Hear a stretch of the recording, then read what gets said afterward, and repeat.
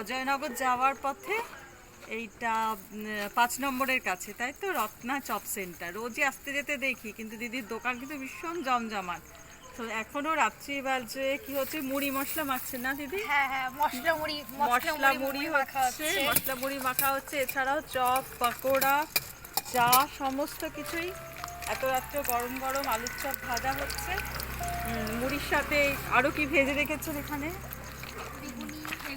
বেগুনি আছে, পেঁয়াজি হয়, পাঁপড় ভাজা হয়। হ্যাঁ, পাঁপড় ভাজা হয়, সমস্ত কিছু যে যেমন চায়। এত রাত্রে লোকেরা কিন্তু ভাতের সাথে না খাবে বলে চপ চপ নিচ্ছে, চাও আছে। এছাড়া বিড়ি, সিগারেট, চিপস তো দিদি রেখেছেই দোকানে, সমস্ত কিছু। আরেকটা বিশেষত্ব হচ্ছে দোকানে কিন্তু কোনো কর্মচারী নেই, দোকানে হচ্ছে শুধু এই হচ্ছে রত্নাদি, ওনার মা আছে, মেয়ে এবং ওনার হাজবেন্ড, সাথে একটা বন্ধু আছে, সবাই মিলে।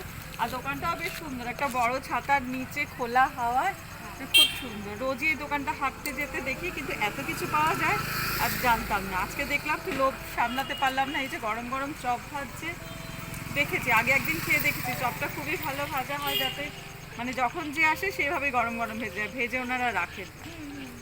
একদম, এটা হলো সবথেকে মেন জিনিস, আমরা ভেজে রাখি না। যখন আসে কাস্টমার তখনই আমরা ভেজে দিই, গরম গরমটা ওটা বেশি পছন্দ করে। আর এখনো রাতে আমার মশলা মুড়ি কাস্টমার বসে আছে, এখন আমি মশলা মুড়ি দিচ্ছি এখনো রেখে।